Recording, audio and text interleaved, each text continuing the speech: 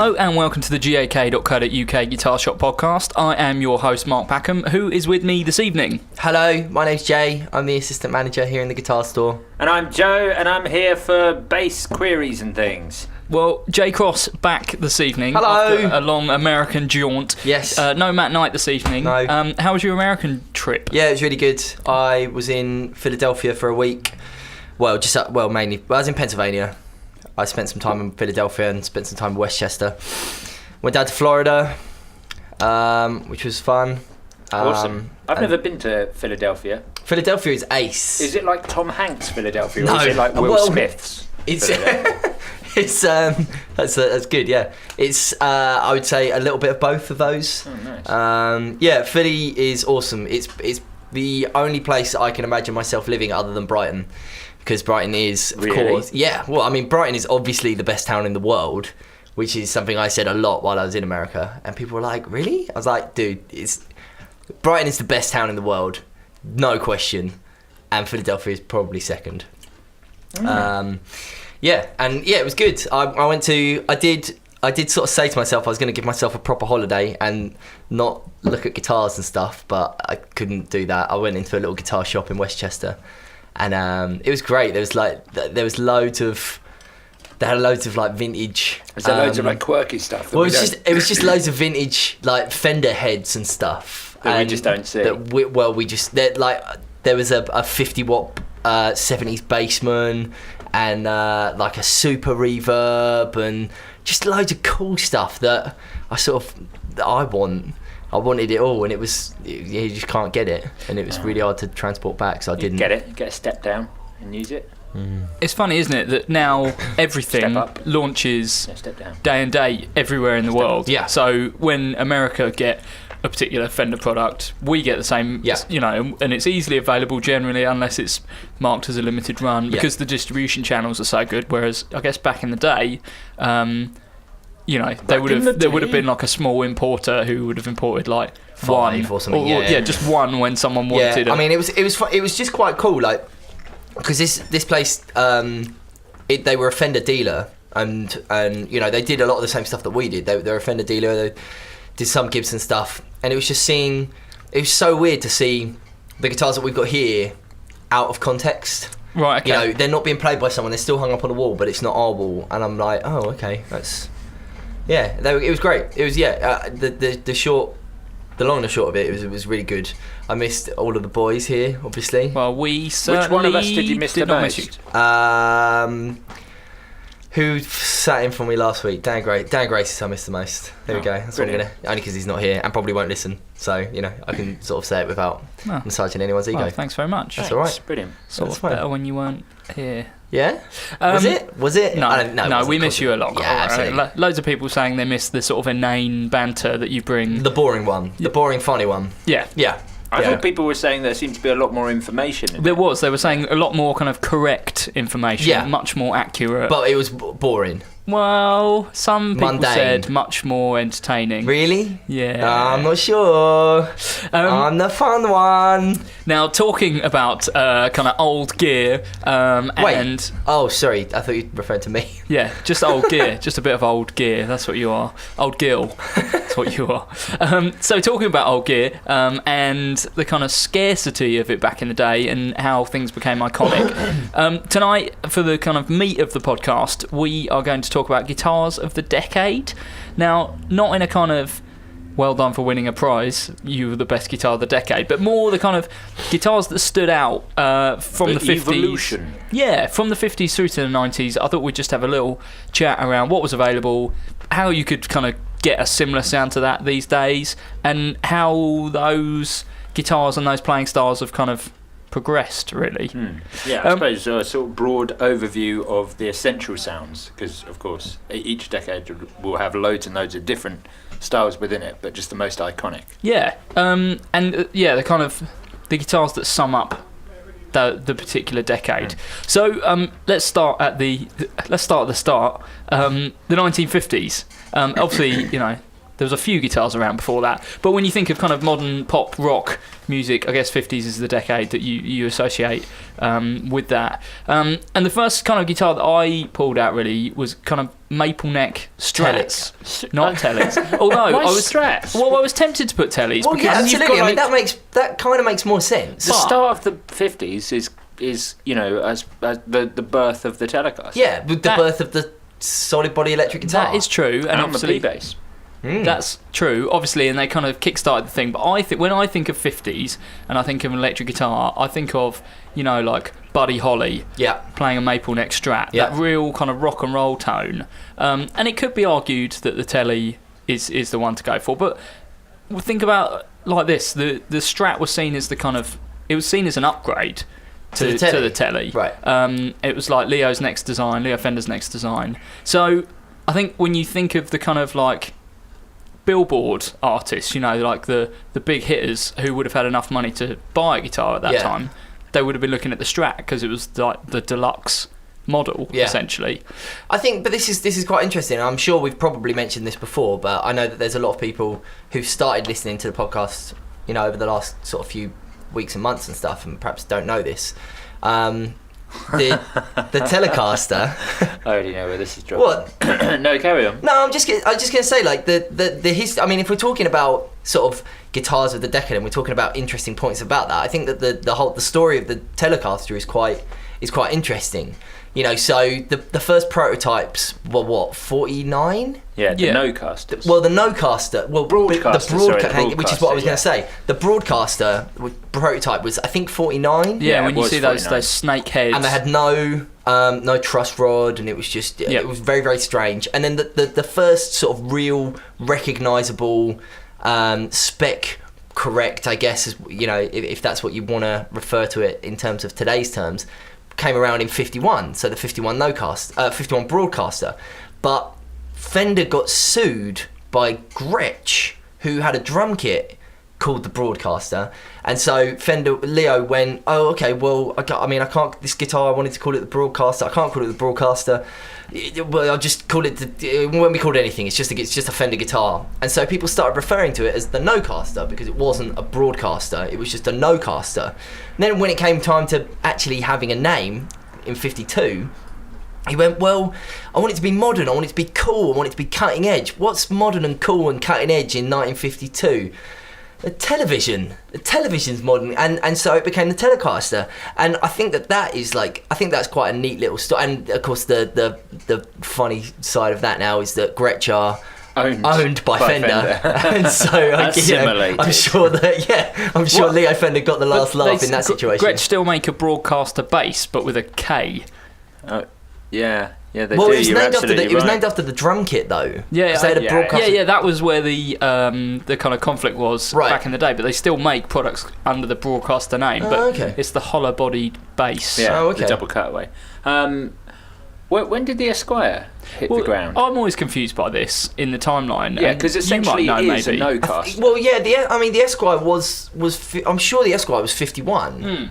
I'm sure the Esquire was 51, and then... So it's brought out as an alternative? Well, I guess so. Maybe a slightly more niche one? I don't really know. I guess we should talk about this if we don't know about it. Well, I've definitely read on it in the past, but there's written a lot of stuff in the past that I can't remember. I'll do some research into this. I'm sure there's people screaming at their iPod headphones that they know what's going on and that we're idiots. But I can't remember the timeline. But the Esquire, I'm sure the Esquire first came about in 51 at the, as well as the no-caster.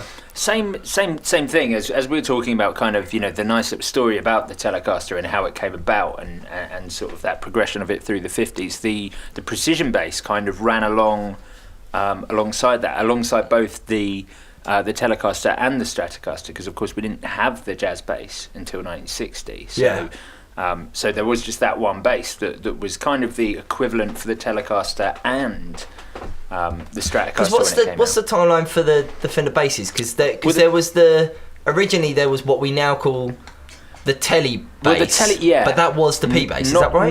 Not quite. Okay. Not quite. It's a little muddy because Fender, as usual, can never work out what they're going to name something and just call things different things.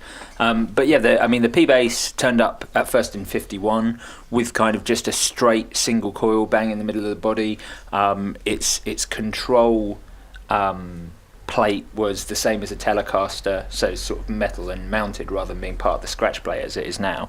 And that was your 51 precision bass. The first one had a Tele style headstock as well, and that evolved. And then in '56 it got a big facelift, and they changed it to kind of what we essentially know it as today. Right.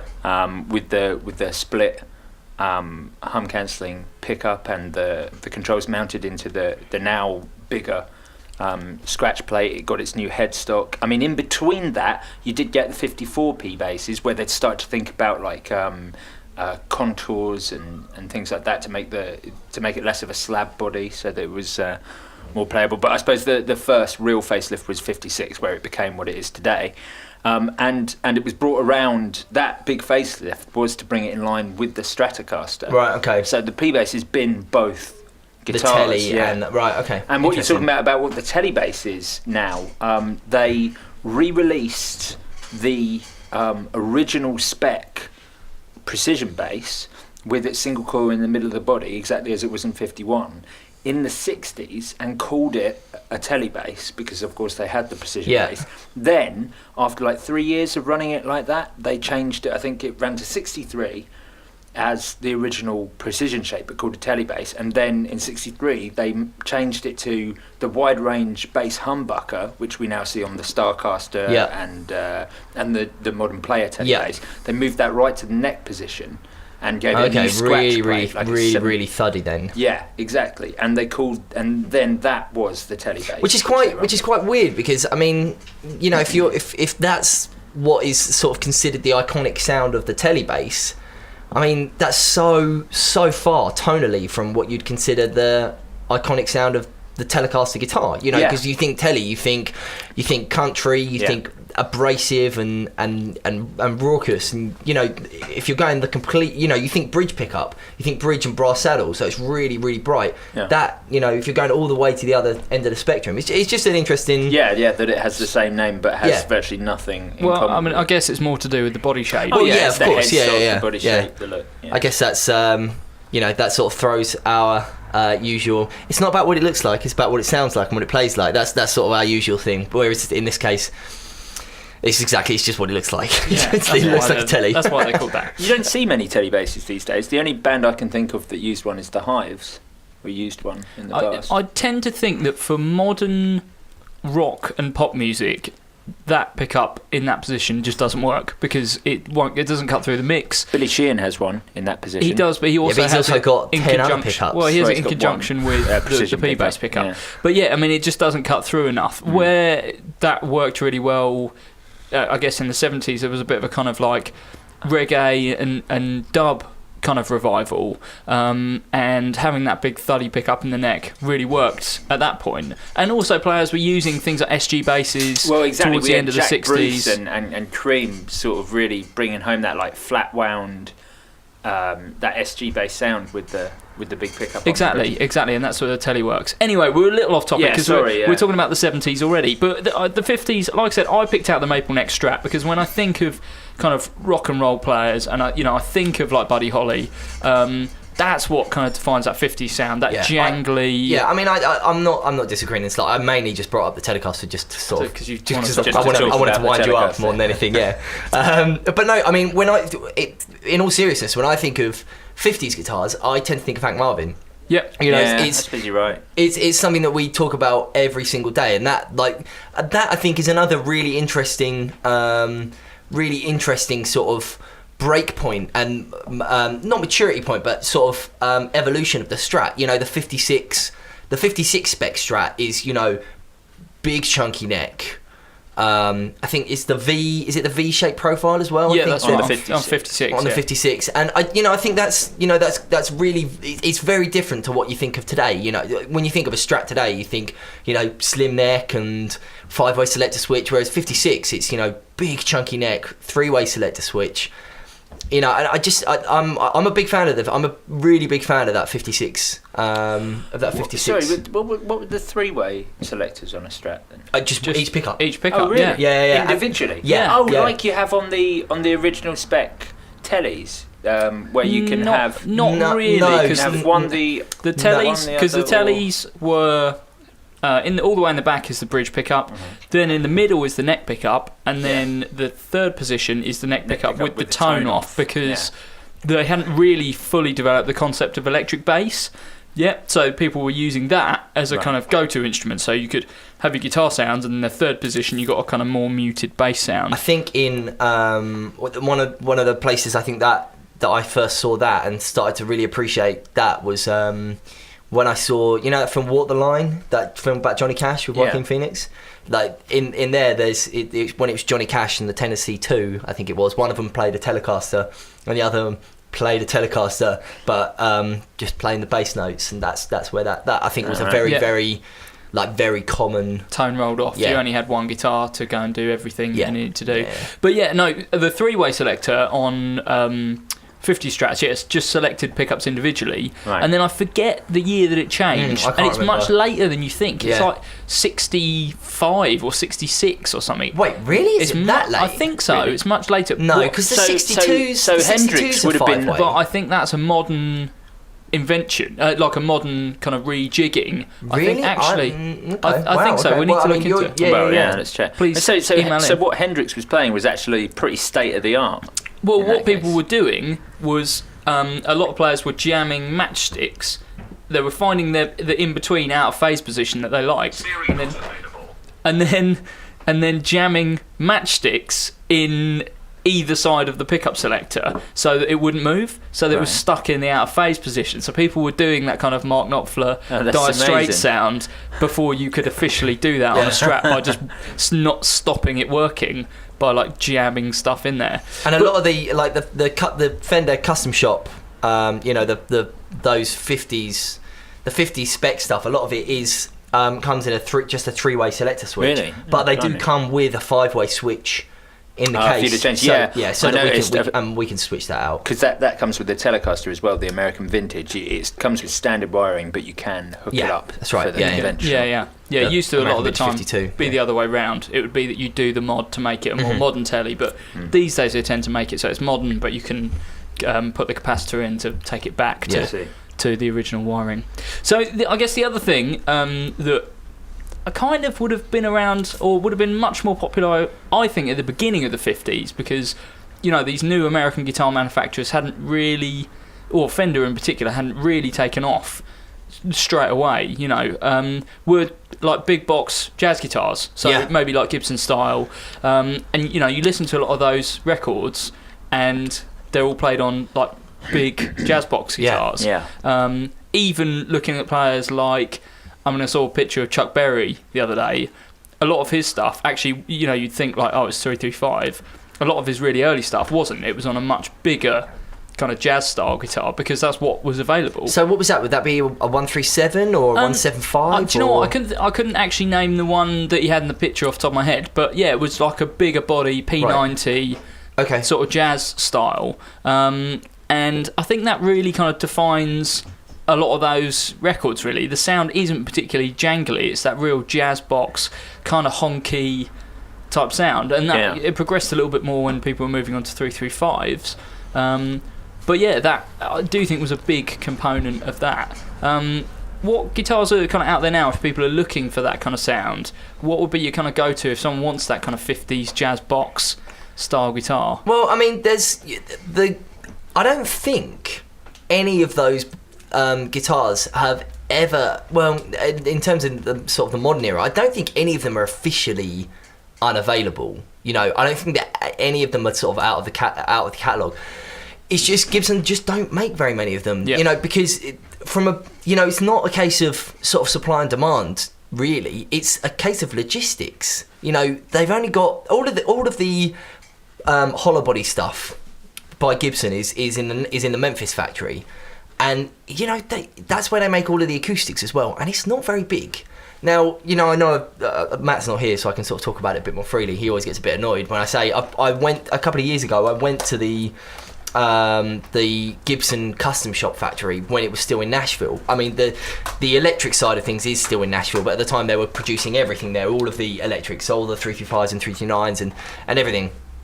And I also went to the USA factory. And when I went into the USA factory, one of the things they said is that, they finish 600 roughly guitars a day.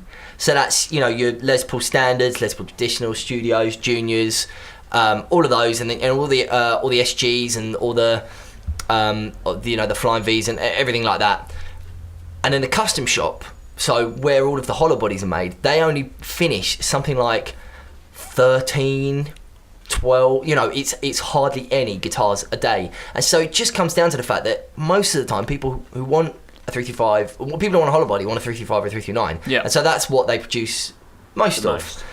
Every now and again we'll get through a 137, or we'll get through a 175, or we'll get through a 390, or we'll get through a 355, and it's all of those. I don't think there's any one thing that you can go, right, if you want that early 50s sound, this is the guitar for you. Because also, there's so many of those. Definitely. Of those 175, 195, there's and but all of those things are still available. The one my personal favourite is probably the 137. I really like the 137. Do you know the guitar that I would actually pick out, because they're not huge money, the build quality is really good, and I think they're as authentic as they come? Epiphone Joe Pass. Great guitar. I actually plugged one of those in yesterday, and I tell you the thing that surprised me the most is how raucous the neck pickup is. It's a lot more gritty than I think you expect it to. It's a lot grittier than you sort of your neck position on a 335, for example, or even on a Les Paul. It's really like that. It's really abrasive, really growly. I thought that guitar sounded absolutely excellent. We shouldn't exclude Gretsch from this, and actually also I think if we're just talking about getting the sound, Ibanez with their Art Core series. The AF stuff is great. I mean, we spoke about that a few weeks ago, didn't we? I think one of my stuff pick was the AF. I think it's the 195. I think it was. Again, I'm useless with the numbers, but some of the Ibanez stuff is excellent. Is seriously excellent. Good that you bring up Gretsch there, because actually I think that kind of takes us across into the next decade. Now, Gretsch obviously, produced great guitars in the 50s, and if you think about the kind of rockabilly and early rock and roll, their hollow bodies really kind of defined that sound alongside things like those jazz box guitars and the kind of 50s Strats. Those are the three I think that I would actually pick out as being kind of rock and roll guitars. Right. Yeah. But I guess they had a kind of a big boom when the Beatles arrived. George Harrison playing, country gents, and the duo Jet, I think, was the other big Harrison guitar. That was his other one. Yeah. And for me, I mean, that's what kind of kick-started a kind of guitar revolution almost in the 60s, in that kids saw the Beatles up there and wanted to play and wanted to have those guitars, and really that's where I think the kind of industry that we work in. I think the Beatles, and I mean this may be sort of a bit of a cop-out thing to say, but I think the Beatles have got. I think modern music really owes so much more to the Beatles than anybody lets on. It's not just the way that song structure changed. It's not just the way that vocal melodies changed. It's not just the way that the sort of the idea of the pop star changed. Like you say, they made guitars sort of accessible and cool and different. And you think about the other sort of big acts at the time, everyone's using Fender or Gibson, everyone. And they come along using, like you say, Gretsch and John's Ricky's. Well, this is it. I've always thought it's weird that the most iconic band in the world's bass player plays one of the least used basses. And the next thing I was going to say, was Paul's, viola bass. I mean, I really, really do think that I mean, you're Mark, you're the big Beatles head here. I mean, I like the Beatles. I've never been crazy over them, but I really do think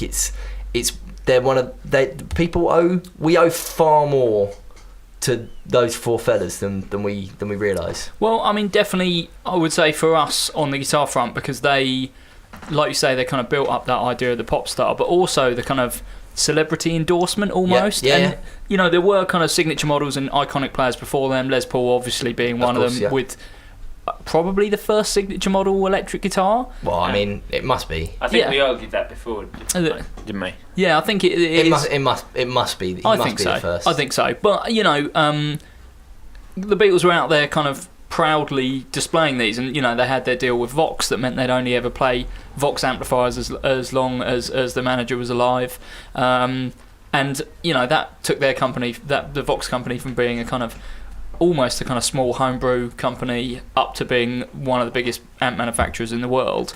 And that in itself, sorry, I don't mean to interject, but that in itself, I think, is another thing which is sort of, Vox absolutely have a huge debt to the Beatles. You know, because if I'm not mistaken, you can correct me if I'm wrong here. If I'm not mistaken, before they signed that deal, they were using Selmers.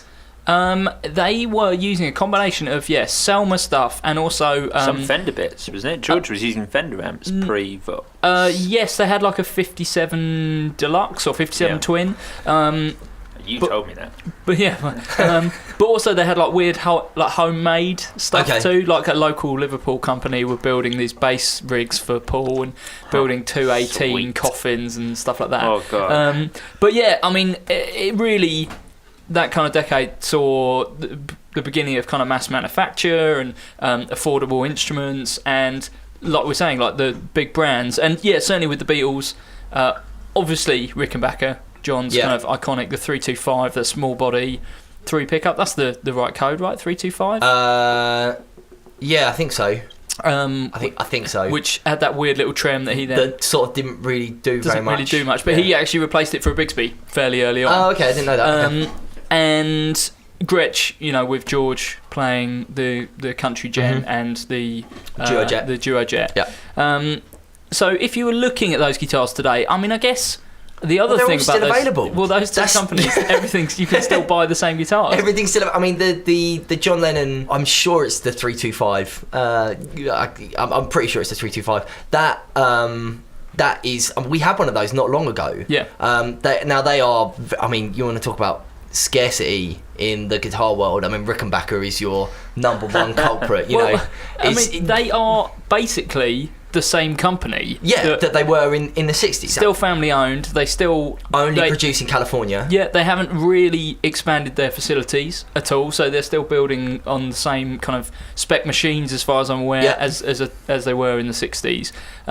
So yeah, I mean, if you're buying a 330 or 360 or a 325, or 620. They're going to be personal favourite. Very, very similar to the guitars played by the Beatles. Yeah, absolutely. Can I whilst we're on actually the subject of Rickenbacker, I'm going to slightly steer this. Don't derail the podcast, Joe. I won't completely derail it, but just on a slight aside, my girlfriend now works with a guy who listens to this podcast who used to make Rickenbackers in the Rickenbacker factory. Really? Yeah, That's awesome. Exactly. And she got a little Facebook message from him a couple of days ago saying, "You need to tell Joe that I'm at the I think it's the LA Bass Convention, because that was a couple of days ago, sitting with Billy Sheehan." And I was like, messaging back, tell him about the podcast. So he did. Really? He told Billy Sheehan about the podcast. So Billy Sheehan, hope you're listening. Oh, that'd be the dream. That'd be the dream. Joe's a big fan, Billy. If ever you want to come to Brighton, Joe will at Joseph show you around. At Joseph_900 Billy, if you are listening, that would be hilarious. That would make my day. Anyway, so Rickenbacker built, very similar to how they were, and Gretsch have gone through a few changes. They're now, their main bulk of their guitars are built in Japan. They're now owned by Fender. Yep. But the quality is still very high, and Absolutely. to be honest, the quality of the Japanese guitars I would say is actually a lot higher than they were coming out of America pre the time that Fender bought them. Yeah, absolutely. And also, and I know, again, we've spoken about this a few times, the Gretsch Electromatics, you know, you're looking at 600 quid, 700 quid for some, just absolutely, I mean, I had one, I've spoken about it a load, I thought mine was absolutely great. I loved it. What was it? It was a 5125, if I remember correctly. It had the Diamond single coil, so it's slightly different to the spec that's around now. The sort of the common one, which is the 5420, or the 5422, if you want to get the double cut, which I think looks absolutely ace as well. But I mean, you know, they are mainly Korean, I think, Korean or Indonesian. I think Korean. I mean, Korea has always produced great, you know, budget, again, sort of quote unquote budget guitars. And yeah, the Gretsch stuff is absolutely excellent. Yeah, actually, speaking of Korea, I suppose we're starting to see all the old kind of late 80s, early 90s Korean Squires start to sort of creep up in value. Yeah, because they are very good. They're great guitars. Yeah, definitely. I've got a Korean-made Squire Tele. That's a great Tele, that one. Yeah, really I really, nice. really Yeah, like I used that. to own a Candy Apple Korean Strat with a maple neck. It's probably the best Strat I've ever owned. Really? Wow. It's absolutely wicked. Is it the only Strat you've ever owned? No, I've still got a Hohner Arbor. Oh, okay, fine, okay. MXC11. I don't say that because I was casting aspersions on the quality. I just say that because I didn't really see, I didn't know you had Strats. So. So alongside the Gretsch and Rickenbacker stuff, again, one final guitar, or in fact two guitars that I guess used by the Beatles that became kind of synonymous with the 60s. Firstly, the Rosewood Neck Strat. Beatles had some mid-60s Rosewood Neck Strats that were used. That is the sound of Rubber Soul and Revolver, basically. The blue ones. Blue ones, yeah, definitely blue with the matching headstock. Yeah. That's kind of the sound of Rubber Soul. They'd moved on to Casinos by Revolver. But also the SG. So the SG, I guess, came about early 60s when Les Paul wanted a new signature model, wanted something a bit lighter, a bit thinner. And then, so the original SG 61, I believe, came out with Les Paul on the headstock. Yep. And then he went, I'm not so into these. They don't really suit my playing style. I'm not a big fan. But everyone at Gibson really still liked the design, and they'd proved quite popular. So they changed the name to SG for solid guitar. And yeah, they've been in the catalogue ever since, the SG standard, I guess. And again, Beatles used those to full effect. George Harrison, you wouldn't think of him as an SG player, but they became the kind of, again, his guitar through the mid-60s, right through the White Album and on to the end, really. Really? I didn't know that. I didn't know it was... Yeah, you wouldn't think that he was kind of, that was the guitar he used, but if you look at a lot of the footage, he's either playing, like after he ditches the Gretsch and... John ditches the Rickenbacker. They're both of them. Either Tellies or. Well, yeah. When did the Rosewood Tele come into play? Rosewood Tele right at the end. Right. Okay. Yeah. Rooftop. Because I knew he was playing it on the rooftop. Yeah.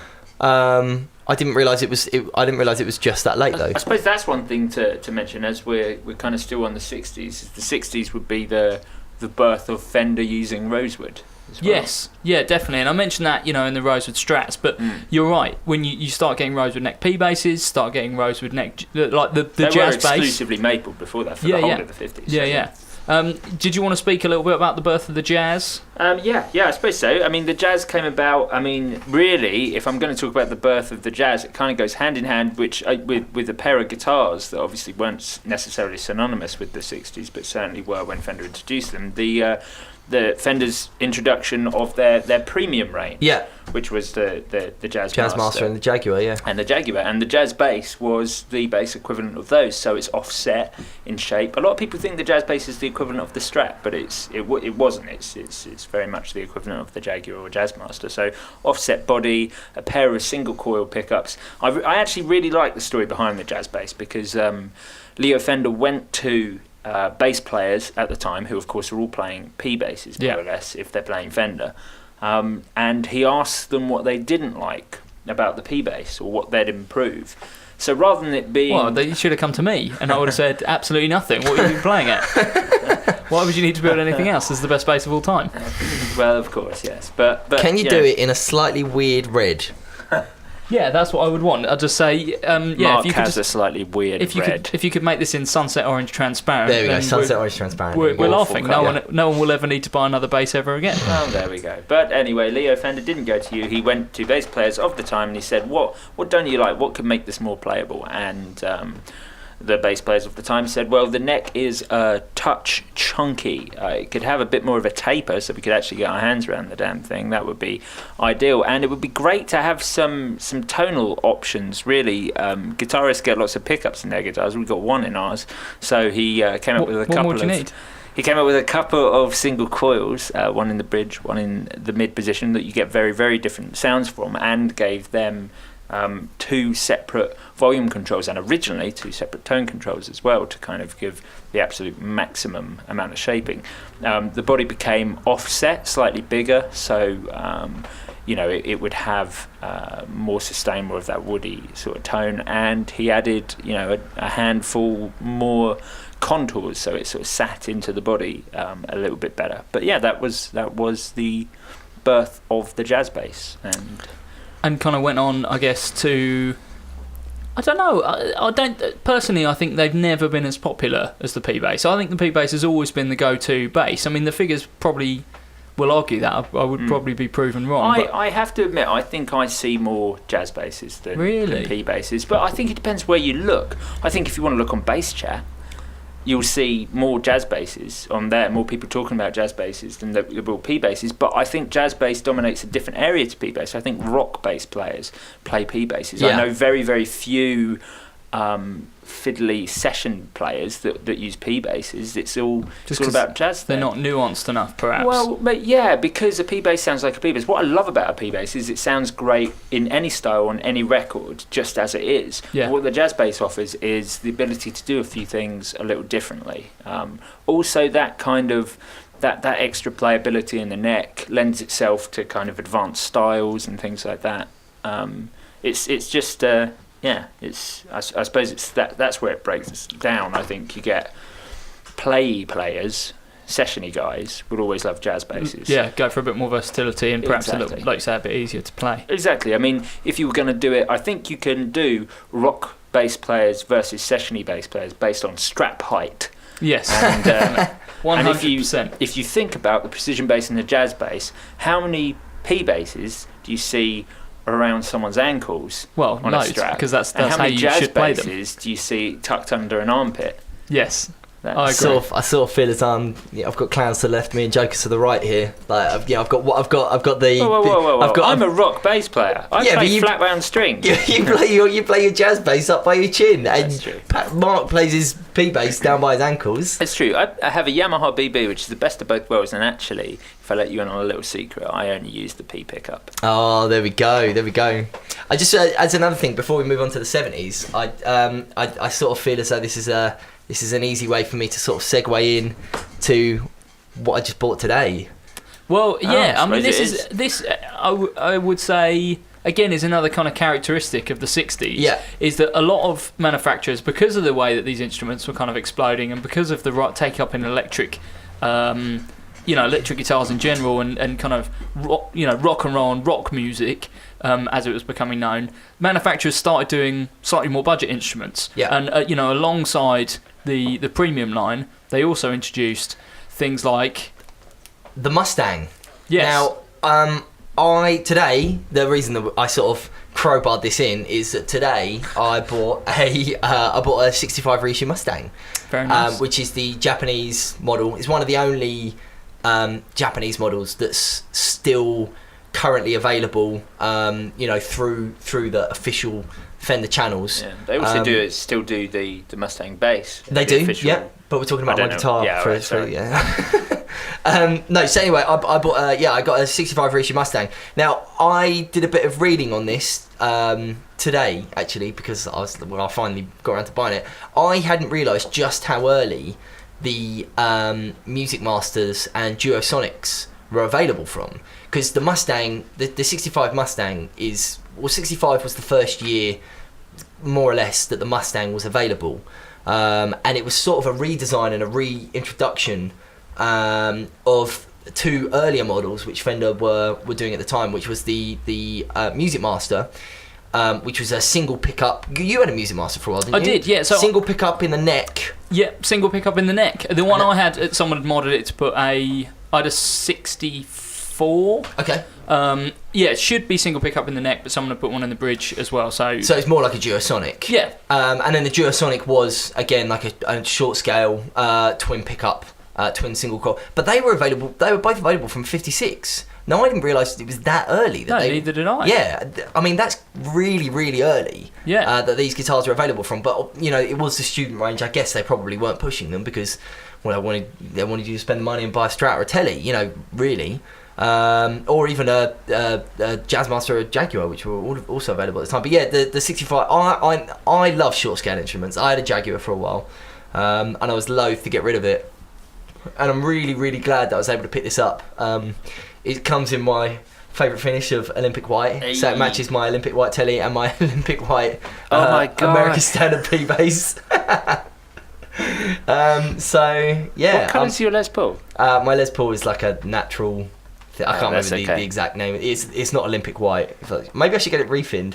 No, I'm not going to do that. Don't worry. But yeah, like I really like the Mustang. I've always really liked the Mustang. I think that short scale instruments are cool. They're different. They're jangly and abrasive sounding, kind of like me. And yeah, I think it's really cool and sort of an often people sort of gloss over them because they think it's for indie idiots. That's how I would describe it. Which is, I guess it's kind of, yeah. But yeah, no, I think they're great guitars. Great guitars. Yeah, 65. Gents, I'm just looking at the time. I think we should maybe do the 60s, do the 70s, 80s and 90s in another podcast. So maybe do that next week. Have we gone on a really long time? We've been going quite a while, but there's a lot of guitars to squeeze into the 50s and 60s because that's when most of the iconic guitars were we first haven't really introduced. spoken much about the Les Paul, but I suppose the Les Paul's really going to come into its own in the next decade. When was the Les Paul discontinued? Um, early 60s. Right. Okay. And then I suppose it only ran for that brief period in the 50s, wasn't? Well, I mean, the first, 54 onwards, but I think they didn't really find prominence with players until the mid 60s, and really, you associate them. I associate them more with that kind of like that Eric Clapton-y wave of blues, right. Into the kind of Jimmy Page, like really late 60s, early 70s. So I think we should lump those in with the 70s, and we can go into kind of Les Pauls in detail, maybe spanning a few decades next week. Yeah, excellent. Yeah, pick this up again next week. Should we do some staff picks? Yeah, let's do that. J Cross, what have you been playing this week? Well, I've been away. Did I mention that? Yes. Did I mention I've been away? You did. Really? Oh, okay. Yeah, but anyway, I've been away, and so my staff pick is a little bit difficult. It was a little bit difficult this week because I've not really had a chance to play anything because I came back to 300 emails that I had to get through. I was going through my emails at the time, but I was sort of giving them a tertiary. Anyway, it doesn't really matter. My staff pick is a little bit different to what I'd normally go for, but I think it's quite apt. I am pretty clueless. Yes, I agree. When it comes to sort of technology, but one thing that I've really been getting into recently is playing music again. Is instead of just like sitting at work, sitting here and being like, oh yeah, this is this guitar, I know all the specs about it. I've been going home and I've been actually playing guitar and really enjoying it and wanting to start writing music again. And to do that, I picked up an interface this week, which you now have in your hands. Which I've now got on my hands because I've not actually taken it home yet. And it's the Focusrite Sapphire Scarlet 2i2, I think. Is that 2i2? That's right. It's not a Sapphire, is it? It's just I think they're either Sapphire or Scarlet. Oh yeah, this is the Scarlet 2i2, and it's excellent. It's great. It's super easy, super like it's for the idiot. It's for an idiot. which is me. Yeah, I mean, it's found its So are those it's found its right place. combi sockets in the front? Then? They are. So yeah, you can run them on jack you've got two combi sockets in the front, so you can take 2 XLRs or 2 jacks. Basically, they're like 140 quid or something, and it's brilliant. It's really, really simple, really high quality, idiots audio interface. So you're going to be running this into a laptop, I am. assume. Do you know what software you're going to be using? I'll probably use Cakewalk. Cakewalk's is it? No, I think Pro Tools comes with it. I think there's like a light version of. To be honest with you, I literally have picked this up today, and I spoke to the guys in our Pro Audio store who know way more about this than I do, and I basically just went in and went, look, I want the idiot's version of an audio interface. It comes with Ableton Live. Oh, it comes with not Pro Tools in any form. Excellent. Okay, well, it comes with Ableton, which is probably even. Please note, listeners, if you are buying the 2i2, it does not come with Pro Tools. Yes. Ableton will be perfect for you because it's pretty intuitive. Great. And you'll be able to get tracks down very, very easily. That's what I want. And it's got it needs a pretty low spec, so your terrible old laptop will probably run it. And the Ableton rep lives in Brighton, so you can just call him. Just call him. Help. Just go in his house. I'm sure he'd really appreciate that. Well, but I just have to. Yeah. Okay. Cool. Do you know what I really like about these? As someone who does kind of a bit of field recording and is out and about occasionally in situations where I do laptop recording, and I just need a really simple interface that's 2 in. These are actually super rugged. Yeah. A lot of the interfaces will be plastic chassis. These are a kind of brushed aluminium chassis, I guess. Yeah. And in a sexual blood red. Indeed, and you could just kind of you could just pop that in your laptop bag, or you could put it in your backpack with your laptop, and you could easily take this out and record straight into your DAW without any issues. Really, that will definitely stand up to a bit of a beating. When I drop, what you're saying is when I drop it, yes, it will be okay. You will probably not break it. Excellent, that's what I want. So there we go. If like me, you are an idiot who drops stuff and wants to record at home, the Scarlett 2i2 is the thing to go for. And I will use it this week, and I will report back next week. I want to know what happens with your recording adventures and how long it takes you to set it up. It will take me as long as it takes me to convince you to come round to install it for me. Yeah. Very good. Joe Branton, what have you been playing this week? I've just noticed that this is probably going to be the first time ever that none of our staff picks have included a guitar. Yeah, that's right. Wow. None of them. How about that? Yeah. Okay. Mine is basically this week. I've started getting really into phasers. Okay. So much so that my clean sound now has a phaser on it. That doesn't make any sense. It's not clean. No. Well, my most basic sound, my sound before I put all the drives and synth drives on it and stuff, has a phaser on it. I just leave a phaser on. So you're putting the phaser at the front? No, it's not at the front. It's just constantly on. But it's always on. No, it's after. It's in my modulation bit of the pedal board. But why would you do this? Because it sounds awesome, and I was watching Jay from Boss's video with Omar Rodriguez Lopez, the one that he filmed down here in Brighton that I went down to and got Omar to sign the guitar. Oh yeah. And Omar talks about how he just always leaves his phaser on, and I was like, I'm just gonna always leave my phaser on. I think this is quite interesting, and this is something that I've sort of been looking at a little bit this week. While I was playing just before I committed and bought the Mustang, I plugged it into just because, in all honesty, just because it was there, one of the Vox AC15s. And the cool thing with the AC15 is it's got reverb, and it's also got a really, really nice tremolo sound. Now, tremolo isn't really something that I'd use very often, but I turned it up just a little way, so a little bit of depth and a little bit of speed, so really slow and only a little bit. And if you ring out chords, I just think that adds just a little bit of depth and makes it a little bit more interesting. And I assume that's kind of what you're looking for. It's very, very light. Very subtle. It's slow and it's light. Yeah, and I think that's something that's really, really cool, especially if you're doing, from a guitarist point of view, if you're doing like big open chordy stuff.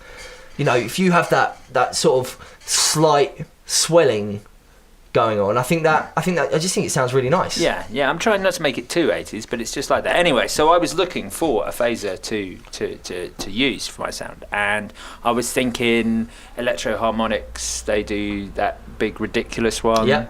I was thinking maybe something like that. I was thinking I definitely need something stereo because I've got an M5 and that's got loads of phasers on it, but I've got that assigned to something else, so I knew I wouldn't be able to use it in my setup. And I was like, well, the phasers I like on the M5 are all the nuts ones, so I'm like, I'm going to need something really big, something with like multi. Yeah. Phasers. Something rack. Yeah. You want a rack exactly. phaser. Well, something ridiculous. And then I stumbled across and thought, well, this isn't going to be enough because this would be too basic, because they are the quintessential of everything. Yep. The Boss phase shifter, the PS3.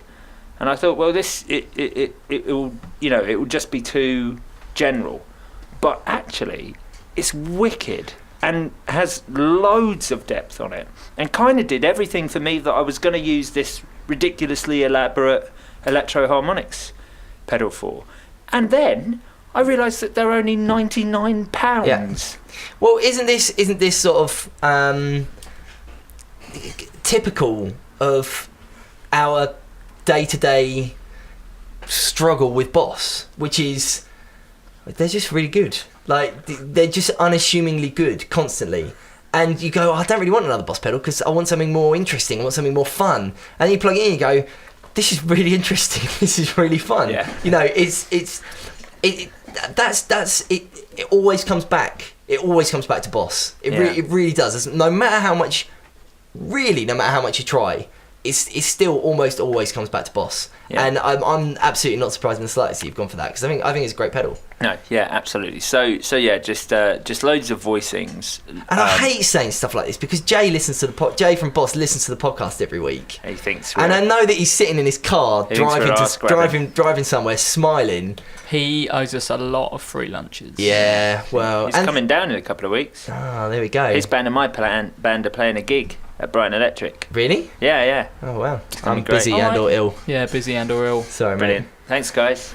Thanks for your support. But yeah, no, they just it's just really good. Yeah. They're just really good. What so you're just using it very lightly and on a slow speed just to thicken things up. So you're almost using it like a chorus, to be honest. Yeah, kind of. Yeah. I suppose I am. But they're just a little bit less 80s than a chorus. I know what you mean. They haven't got that kind of, like, as you'd expect, the choral effect. It just thickens things out. It's got that sort of phasey effect. Yeah. Phasey effect. Yeah. And I completely agree with Jay. If you're ever ringing out a note for a long period of time, unlike a chorus, which would, it would just sound like I was ringing out a long note with chorus on it, the phaser's changing that, so it just gives a little bit of character because there's some evolution in that note as it rings out. So yeah, absolutely wicked. Strongly recommended. £99, you can't go wrong. No, and it'll never break. Now, gents, I've got a bit of a news flash. The Fender Blues Junior is no longer my favourite small amp that we do. Oh my good lord. Yeah. I know where you're going with this, and okay. I haven't plugged it in yet, but I'm not sure I'm gonna disagree. My favourite small new amp that we do is the Fender 68 Princeton. It's not going to be around long enough. It looks so good. The 68 Princeton, for those not in the know, is a reissue of a 68 Princeton, believe it or not. It was when Fender changed from what they call the blackface amps, so where they've got a black panel across the front, to Silverface. So they've got a mirrored kind of silvery panel, blue text on there.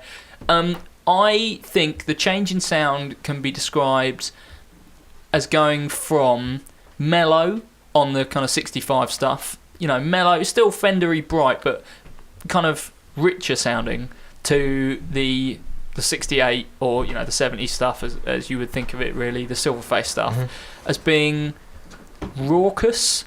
A bit more, it's just a bit more vibey. It's definitely nowhere near as mellow. It's nowhere near as much bass end. It's just, it sounds so good. This new 68. I've always wanted to pick up a little Champ. Yeah. Like a late 60s, early 70s Champ, like a Silverface Champ. And unfortunately Fender aren't reissuing that, because that would be ideal for me. That would be the one I could use at home for recording. Brilliant. That, be super low wattage.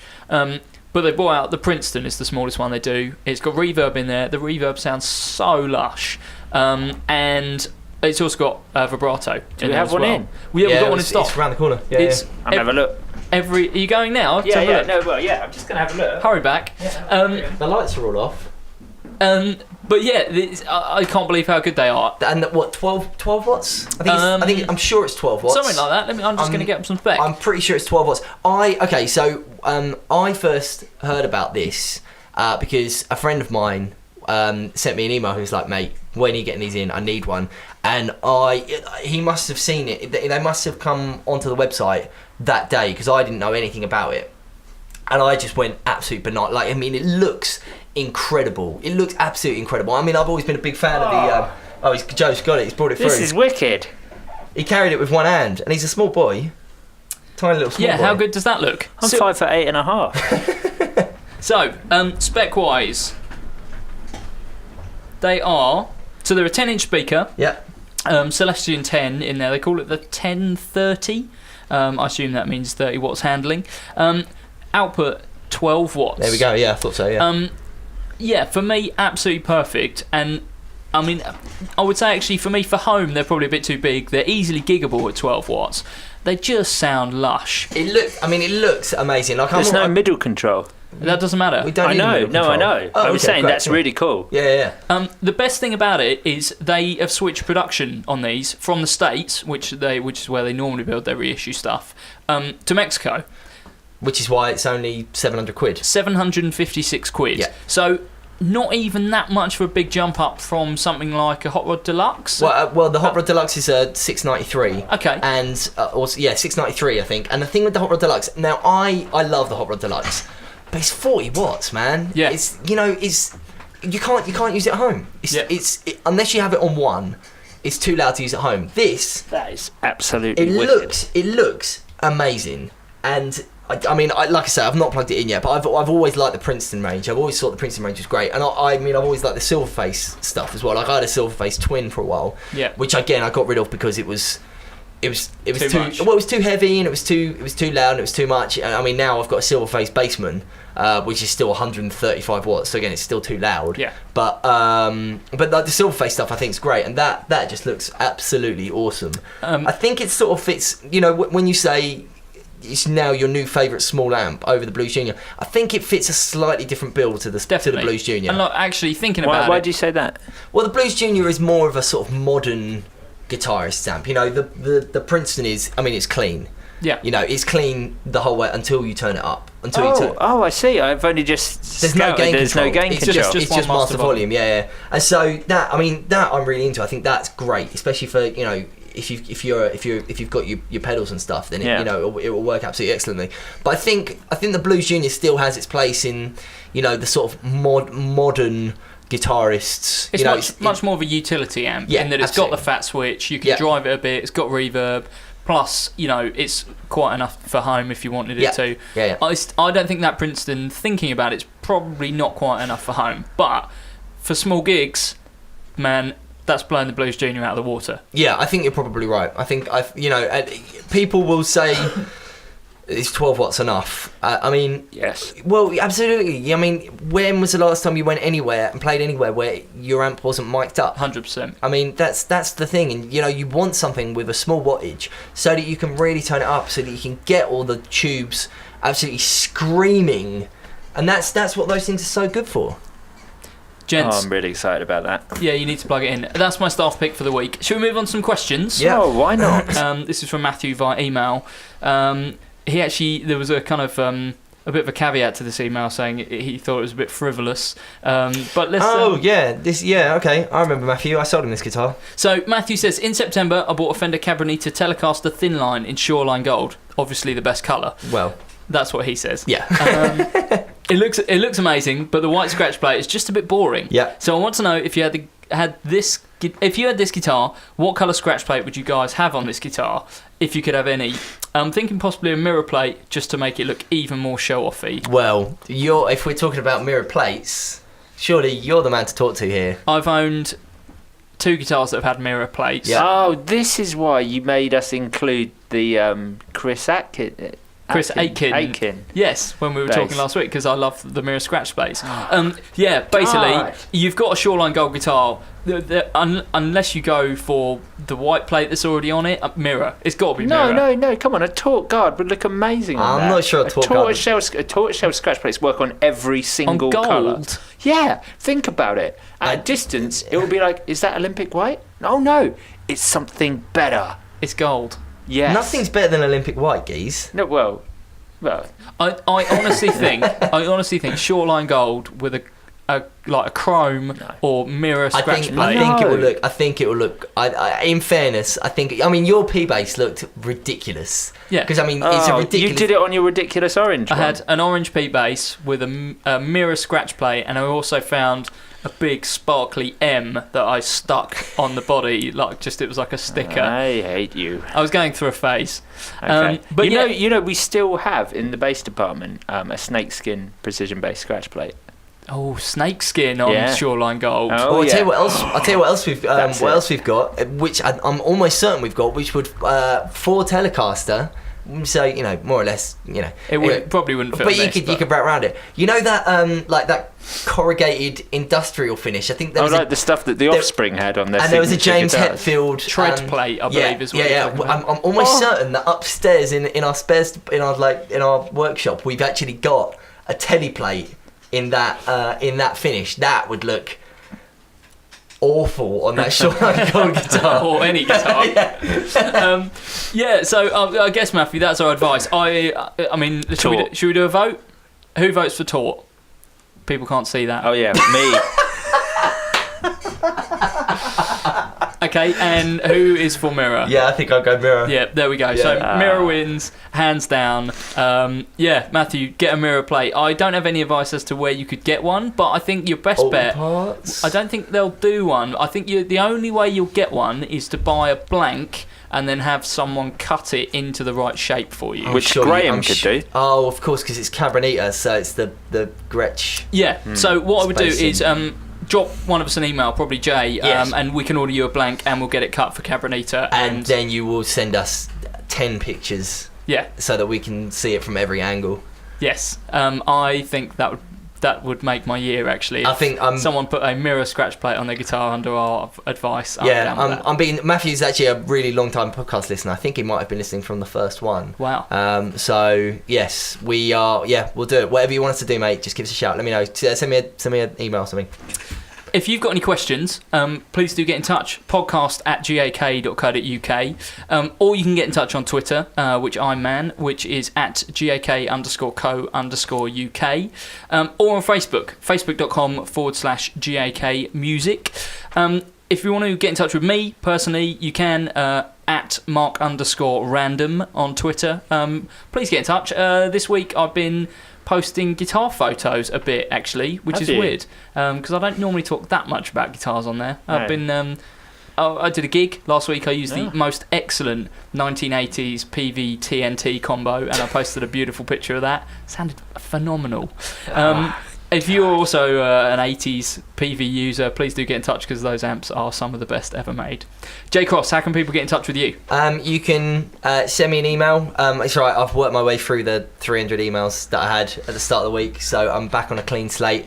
You can shoot me an email at j.cross@gak.co.uk, or the tweet at me at JBM1, JAYBM1. I'm mainly just sort of talking about my Mustang at the moment, and that's kind of. Well, that probably would have died down by then. It'll be football next week, so you know. Joe Branton, how can people get in touch? Yes, you can bung me an email on joe.branton@gak.co.uk, or if you want to tweet me, you can tweet me at Joseph_900. Do you want to repeat that, just in case Billy missed it the first couple of times? If Billy Sheehan wants to tweet me, or if anyone wants to tweet me about Billy Sheehan, I might just tweet Billy Sheehan again. He's got to reply at some point. Well, he knows about the podcast now, so... Well, yeah, exactly, Billy. And Joe's already following you, so you just need to follow, and then you can DM each other. Yes, that would be ideal. So this week I'm mostly going to be talking about Yamaha BBs. Again? Billy Sheehan was the reason I took up the Yamaha BB. That's so true. I'll probably talk a bit about that. And if you want to get in touch with regular guest Matthew Knight, he's at Matt_Knightsy. That's Knight with SIE on the end. I'm sure he'll be talking about his brand new I say brand new. The guitar that he's just bought, 1971 Telecaster. Was it 71? I thought it was 76. No, 71. My and it's goodness. an absolute beaut. Yeah. One owner. It looks all amazing. mint.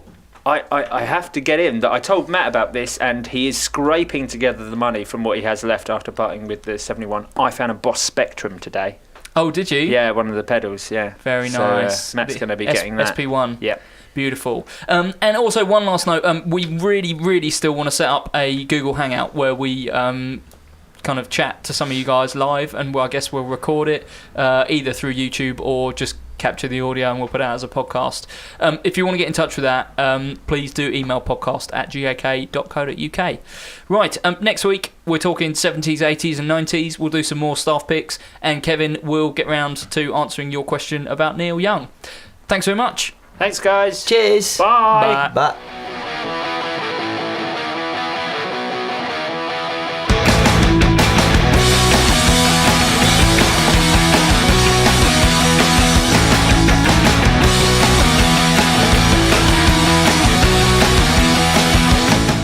It looks like fish food and tastes a bit like cheese. That's the end.